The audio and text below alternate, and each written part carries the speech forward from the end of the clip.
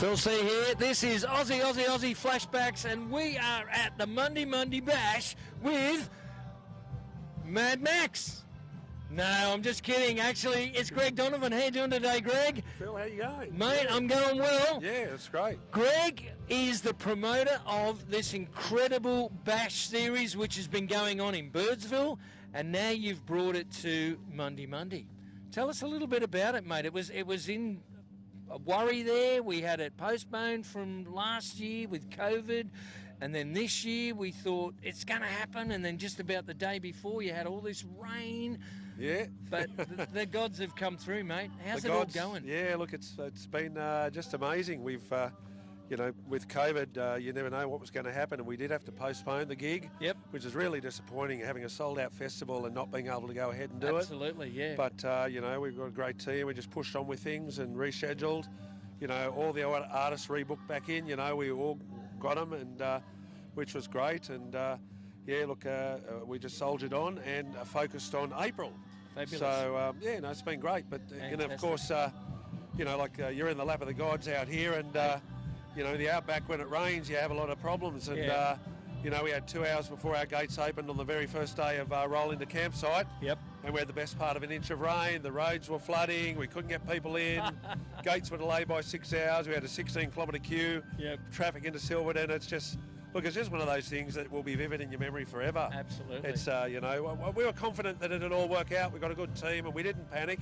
And everybody just said we did a sensational job with the communications, with managing a difficult situation. And now here we are, with sun shining. Listen to Paul Kelly sound check, you know, like, absolutely. How good does it get? Fabulous. It doesn't get any better. No. So how'd you come up with the concept? Because the Bashes now, we call them the Bashes, the Birdsville Bash. This is the first Mundi Mundi. It's been going now for almost 10 years, hasn't it? That's right, yeah. We started, look, in 2013 we had John Williamson just play a little set up on the Big Red Sand Dune. Yeah, and I know. Part of a running event, nothing really to do with music. It was just to entertain our runners and volunteers, and people got wind that we were, you know, John Williamson was going to play in the Big Red Dune and the Bush Telegraph, and people started getting in contact. Oh, can we come and watch John playing the Big Red Dune? And oh, I thought, oh, well, no, it's not really. It's just for our runners. But then we thought, oh, well, may as well sell it some tickets if people really want to come, you know, might add to the vibe. And so I sold a few tickets, a couple hundred tickets, I suppose. And, and helped cover some of the costs. And, yeah, look, and everyone said, wow, this is, how amazing is this to have music in the desert on a sand dune? And I thought, oh, wow, this is quite different, you know, nobody else is doing this stuff. No. So I thought, oh, well, maybe the next year we'll make it different to the running event, and we'll get some musicians out here, you know, we build stage and get some production and see how we go, have a crack at it, you know. Have a crack. It's very, very rudimentary, you know. The next year we, you know, knocked up a stage out of a few pallets, and you know, we were going to have the concert the next year up on top of the sand dune, but it was blowing a gale. It was like a bloody slam blasting machine down there. So we thought, oh well, which way's the wind blowing? It's blowing this way. Oh, we'll just go down the outside of the dune out of the wind and set up a stage down there, and you know, and then we did that, and then you know, because of the strong wind. The artists were running late because the planes, you know, were an hour late, you know, because of the winds and stopping to refuel, and so we had a cover band start for that festival, but the artists hadn't landed in Birdsville yet. So tying around when we opened the festival, I said to the cover band, I said, you guys, that 30-minute set. I said, yeah. I said, oh, can you just make that a 90-minute set? Put them on the spot. But great exposure for those guys. Anyway, they cracked on, and everyone had a good time, and finally the artists arrived, and we got them out to the Big Red Dune, and off we go. So it was really cobbled together back in 2014, but ever since then we've evolved the festival and really fine-tuned it, and, you know, invested in it, the infrastructure, the processes, the staff, the shooting match. I mean, if you look at what's around us here, it's one of the most professionally run festivals you'll see. And definitely the biggest festival in this country, would you say? I would say. It's, you know, like there are other big festivals, there's Blues Fest and others, but, you know, this is definitely a very big festival. It's the biggest festival, the biggest camp in this environment. In this camping, everybody camped out together. You know, we got the best part of 4,000 caravans and campsites out there all together in a big arc around the concert area, and you look, it's just amazing. It's nothing else like it, really. Look, and you're catering, even though the caravans are owned by the people. Like, you've got food vendors everywhere. Yep. So there's fabulous food out here. Yep. You got incredible toilets. Oh, I want to talk to your toilet guy, because honestly, they're so clean. I mean, none of the ladies that were we've met so far have had anything bad to say. I'm thinking, hey, how those sawdust loos going, girls? And they're going, it's fabulous. They love it, yeah. They're so clean, they don't clean, smell. there's no odour, you know, it's beautiful, yeah. About as beautiful as a toilet can get anyway. Well, so. look, we're pretty remote out here, aren't we? Yes, very remote, And yes. I mean, I don't want the people to think that a toilet out here is like a roadside long drop. No, where there's nothing like that. Flies everywhere, Yeah. there's smell everywhere. No. These are so clean, they're maintained every day. Yeah, exactly, yeah. And there's no odour, it's great. Yeah. So you've got that on hand. Yeah. And I think the only thing you need is to get a liquor licence, mate, because people are probably running out of alcohol. They're having so much fun around the campfire at night. We'll have a look at that. You know, we want it to be a sort of a simple thing. You know, bring your own dog, bring your own grog. Yep.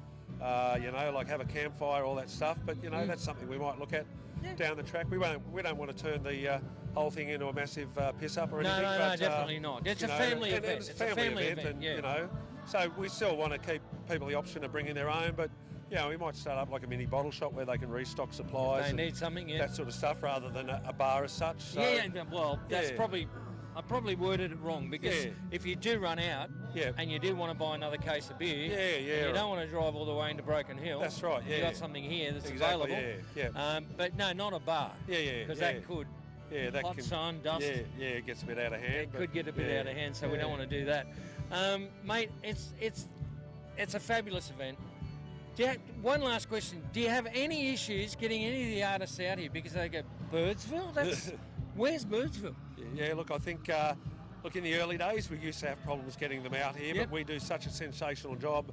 And as they know, they all talk to each other, and a lot of them have been out and absolutely love it. I mean, it's so, the vibe, the crowd, the sun, the atmosphere, you know, it's very rare to be able to play in this sort of thing.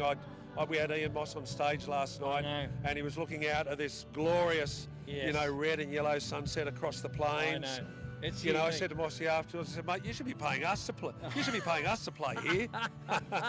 Anyway, look, and I spoke to Ian afterwards, and he said, look, what a fabulous place. So, I mean, I guess initially, yes, but now I think artists would be clambering to be on the bill. Look, you know, they're contacting us a lot nowadays. So, you know, and when we ask artists if they want to come and, you know, start doing the deals, they're all open for it. You know, if they're available, they're open. So, which is good. Yeah, you know, we got Jimmy Barnes back here in August, and Missy Higgins, John Stevens, Casey Chambers, Daryl Braithwaite. You know, a bunch with 20 great Aussie artists. Tex Perkins, on and on we go. So, you know, and we're an Aussie festival. We support the Aussie artists, and a lot of people said, you're getting big now, you should have some overseas artists. But then we survey our customers, they say, look, we don't come out here for overseas artists. This is Australia. We come out here to enjoy the Aussie artists, the great Aussie outback. You know, that's what it's all about. Please don't go down that street, because Sunbury, you'd remember Sunbury back in the 70s, right? And that started out initially with all Aussies. And Billy Thorpe was like the headline, you know, the Aztecs. And then they thought, well, why not bring out Deep Purple? They did that one year. Oh, let's get Queen out here. They did that one year. It's not what the Aussies want. No, it changes the nature of the festival. This isn't a classic Australian festival. Absolutely. That's what it's all about. And you know, look at Blues Fest this year, you know. They didn't, they had George Benson, but like a couple of others, but really they because of COVID, they've gone back to an all-Aussie sort of lineup. And it's probably the best lineup they've just about ever put together. No, we've got to keep it all Aussie. Especially when we're looking like Mad Max. That's right. There's nobody more iconic than Mel Gibson. And I actually thought, when I looked at you from the back, I thought, is that Mel out there? Jeez, I thought I was interviewing Greg.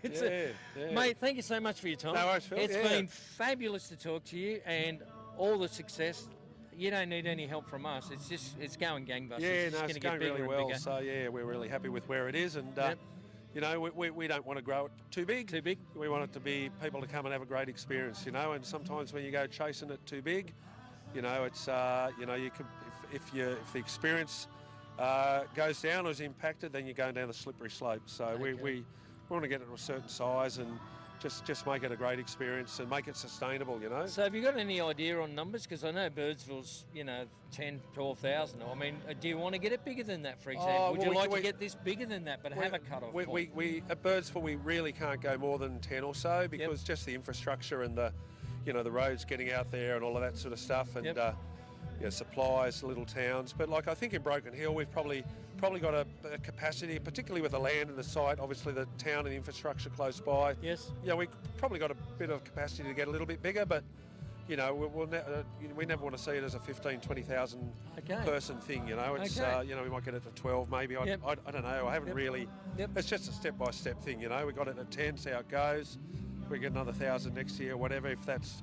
But you're not you know, we chasing can do it. big numbers. No, they're good numbers. And when you put an experience on like this, it becomes sought after. People will come. Yeah. Build it and they will come. Look, the tickets, they sell out virtually within days. Yeah, we do get really good sales, so people know about it. They Word know of about mouth. it. I mean, after this, you know, we're back here in August, which is really quick turnaround. But you know, people will know about it. They can actually see what it is we're selling. Yes. I mean, we've attracted this crowd here without actually having anything to sell other than, you know, our lineup and our reputation. But now we've actually got. We can show people what it looks like. This is what it is. Yeah. People talk about it. This is how it went. Fabulous. This is how it flowed. This is, you know, that's. Yeah. So And it's flowed without a hitch, really. Yeah. No, it's been smooth. Everything's worked. Smooth as. So, Spot on. yeah. Fantastic. All right, good to Greg, chat. Greg Donovan, thank you so much. No worries. Thanks, Phil. Greg Donovan, folks, he is the man responsible for the Birdsville and Mundi Mundi Bash and many more to come. Absolutely. Looking forward to it. Good on you, mate. This is Phill C. Aussie Flashbacks.